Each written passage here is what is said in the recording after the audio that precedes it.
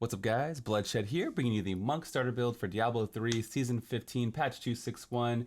This Monk build is based off the Raiment Set, and I'm going to guide you from level 1 all the way up to Greater Rift pushing to what you're going to be using endgame, so let's get right into it. First things first, we're going to start off with level 1 Blood Shards. You get a Challenge Rift bag every season if you don't complete your Challenge Rift, so if you haven't completed it for the week, save it, make a seasonal character, then do your Challenge Rift, and then claim your bag. If you're confused, you can look in the description. There should be a video there. We've been using this strategy for like a year now. So Monk is one of the lucky classes where there's a lot of ways you can go. You can get a multiplier in LTK boots. You can get Crudus boots, which double all your mystic allies. So it doubles the life regen. Some of them give you spirit. It doubles the spirit. It doubles the damage percent. Any of the bonuses you get doubled. Gundo gear, which is my personal favorite. Pinto's Bride, Siege's Memento. There's a lot of good ones, man. You can check out the list. A lot of good ones. Poxfall's always good. I'm gonna recommend everybody go for Gundo gear this season. It just synergizes really well with Raiment as you're punching. You need an extra kick to the build, and Gundo gear is pretty much guaranteed. You're gonna have 475 blood shards to roll on these, and if you don't get them right away, you can always make an alt later on at level 1. Go back and roll them again. If you get the Gundo gear right away and you want to know what else to spend your blood shards on, then for sure go for boots. Crudus boots is a really good option and synergize with this particular build that we're going to show you. As you're leveling from 1 to 70, you want to use low cost spenders are a really good option. As you're leveling from 1 to 70, I would definitely tailor your build specifically around what legendaries you find. If you get those Pinto's Pride at level 1 instead of Gundo gear, you can go to Wave of Light. If you get the LTK boots, you can go to LTK. So, you know, Tempest Rush, you get it, right? You want to build around what you get. When you're leveling or when you first hit 70 and you want to know what generator to take, I would take whatever you prefer the most. One of the most famous, most popular generators is Crippling Wave Mangle. You get it kind of early on, and it does 255% weapon damage as fire, and it lowers the attack speed and movement speed of enemies. It's a really good debuff. This playthrough, I've been having more fun with the Deadly Reach Searing Grasp. It does 5% more damage, but it has this knock-up effect. It synergizes with other items you might get. And just the CC alone, I've been really enjoying it. So Deadly Reach is good. Mangle is really good. Fist of Thunder have Bountiful Light. And Way of the 100 Fist has a big one as well. So just pick up the big, strong multipliers and you'll be fine. Good multiplier, good spender. And you know, you should be able to punch your way to victory. All right, let's talk about the GR20 clear. So when crafting your GR20 build, we're gonna go for a two-hander just for the GR20 clear. So make sure you craft one. Maces have huge damage ranges, and since the Raiment Set is not that good, it's gonna really help you. You need to kind of squeeze all the damage you can out of your character, right? So the two-piece raiment, your spirit generators have 25% increased attack speed and deal increased damage. So we're gonna take a generator. Take Mangle or Deadly Reach, whatever you prefer. The four-piece Dashing Strike spends spirit, but refunds a charge when it does. So now Dashing Strike doesn't have cooldown anymore. It actually uses spirit. So it's like, it turns into a spender, right? So we'll proc things like Obsidian Ring and the Zodiac.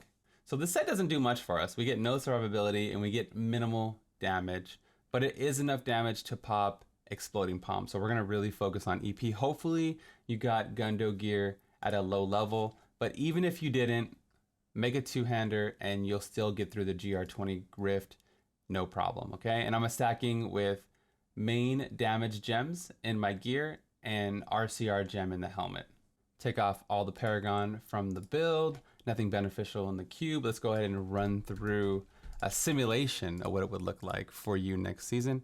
And again, the first legendary gem you get is a Bane of the Powerful every single season. So you could get this and put that in the cube, and then you have a 20% damage buff.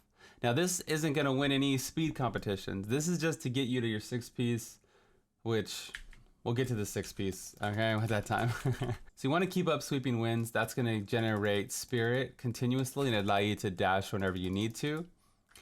We are using Mythic Rhythm, so you wanna attack 3 times, and then you wanna put EP on a mob like this, and then attack that mob specifically. You wanna target weaker mobs, that way it dies pretty quickly. Put EP, hit that mob, that's gonna spread and do more damage, okay? So Mythic Rhythm, you don't have to do any crazy snapshotting stuff. You just wanna hit an enemy 3 times. You can see how much damage you're doing with just our generators, let alone once you get EP spreading around and things like that. Let's focus on this elite so you can really see the damage. You can see the knockup also really helps here. And like I said, no speed run competitions, but we are getting through pretty easily. So, and I'm just standing and stuff here. We're using Harmony as well as a passive. Pick this up, pick this up. Raiment is one of the worst starts you can get, and it's serviceable for sure. So we're gonna kill this. We're gonna push through here. All right, here's a good one. We get a lot of, well, it's not a lot of density, but elites. So I'm gonna focus on maybe one of these dudes, try to get it to pop so it can spread around. Life on hit is pretty good. Life per spirit spent isn't the best, but life on hit is really good. So you wanna focus on that if possible. Come on, baby. Oh, you can see, okay, we're pulling ahead here. So life on hit helps, and just follow the build exactly how it is and you should be okay. Unless you get a legendary to complement it. Like you might just want to run LTK and you can do that and you can build around that with the boots. But I find the Gundo gear to be the best synergy. So you can see we're pulling ahead with nothing. If I had the powerful, we'd be better and so forth. Okay, let's get out of here. Stinks in here. Once you complete the 6-piece set, you'll be speed farming T7 even with Monk, okay? So by that time, you should have Gundo gear in the cube or on your character. We're gonna go from green gems to diamonds. We're still gonna stick with the RCR. It does affect dashing strike and EP, so that's really powerful. We're also moving to cold EP since we have Gundo gear now, and that extra kick will help us kill Rift Guardians. I'm switching to Barrage for dashing strike just to get that extra little damage. I feel like it does help, but you can use Radiance for more attack speed or Blinding Speed for more survivability.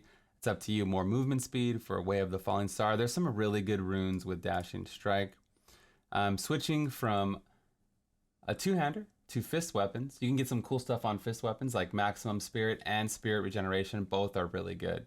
So we're going to be dashing around, applying EP, punching them to pop EP the same way we've been doing and moving through the rift that way. It's really powerful build in terms of Raiment's not that good, but Gundo gear helps correct the damage problems that we're lacking. With the 6-piece, I would literally just farm T7 until I got my Sun Wuko gear, and you can see the EP starts to pop and everything. You see the damage. I would just farm on T7, man, until I got my Wuko gear, unless you have a group that'll help carry you or whatever. It's just more effective. We did push it up to T11 with a little bit of items, optimization, things like that. But by that time, it didn't really matter. You can just speed farm T7 and you can do bounties and reroll and use that situation, get more multipliers. But Raiment is serviceable, right?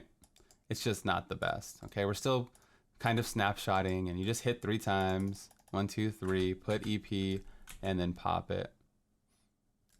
Right, so we're gonna get carried by EP, and the 2-piece does a little bit of damage. You can see the knockup is nice, man. And if you have strong arms or something like that, it might add to it, or just any kind of crowd control really does help with the build. If you happen to get depth diggers, then that would be amazing since we're doing a lot of generators. Or if you get the generator legendary gem early, you might want to level that early. Just super early game, you can always turn it into an augment later, so it's not like just wasted energy. Now that you've been speed farming effectively on T7 and you're getting materials rolling in, I would use the Hope of Cain recipe in the cube to roll for weapons, right? Fist weapon specifically, Kiro's blade. You also have a chance to get the Vengeful Wind, which is extremely powerful, which also synergizes with this build with Sweeping Winds. And I would use all my blood shards on gear. I would try to complete the set as soon as possible. The bounty build will be in the description as well. It is highly reliant on cooldown, but Monk is pretty good for bounties. It's not the best, it's not the worst. It's like that mid-tier speed in terms of other classes, but it's definitely serviceable and it's not bad whatsoever. Like it's like a B, like a solid B, right? The only bad thing is you are tied to Ingeom. So if you add a lot of cooldown in the build, it helps you get around a lot faster. But check the description for that. This is the Bloodshed. Make sure to follow me up above at twitch.tv/bloodshed. I'll be streaming there all season long. Another season, another blood, man. I ain't going nowhere, baby. I'm gonna be here. All right. I love this game. I love the community. I wouldn't want to be anywhere else. And I will see you guys on launch night. Hopefully, the rest of this classes will be out. We're gonna probably do Necromancer next, and then we're gonna end it off with Barb, with the Wrath of the Waste set. And if I can get any other videos, I definitely will. I have a lot of ideas, just not a lot of time. Since I'm a streamer full-time, YouTube, I just try to fit in videos. Like right now, it's 11:19 at night, so you get it. This is Bloodshed. I'm out of here. Peace.